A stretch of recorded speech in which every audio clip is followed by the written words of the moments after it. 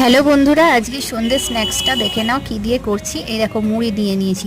মুড়ি দিয়ে সন্ধ্যে স্ন্যাক্স বানাবো। মুড়ি দিয়ে সন্ধ্যে স্ন্যাক্স মানে জানো কি হবে? এটা মুড়ি নিয়ে নিয়েছি এক বাটি, তার মধ্যে কুচানো পেঁয়াজ, আদা রসুন পেস্ট, একটা ডিম, কাঁচামরিচ আর বেসন বেসন দিয়েছি। তোমরা এটা ময়দা বা চালের গুঁড়োও দিতে পারো।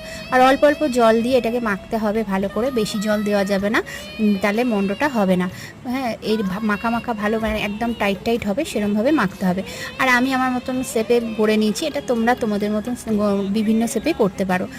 আর এটা দেখো গরম তেলের মধ্যে ভাজবো, তার আগে ব্রেড ক্রাম্বসটা দিয়ে নিলাম। ব্রেড ক্রাম্বসের মানে গুঁড়োটা ছড়িয়ে নিয়ে তারপরে ভাজতে, তাহলে ভীষণভাবে সুন্দর একটা ক্রাঞ্চি হবে, কিন্তু বেশি ভাজা যাবে না। হ্যাঁ, বেশি ভাজলে লাল হয়ে যাবে, যেহেতু এটা মুড়ি তো হালকা হালকা ভেজেই তুলতে হবে, ভেতরটা সুন্দর ভাজা হবে।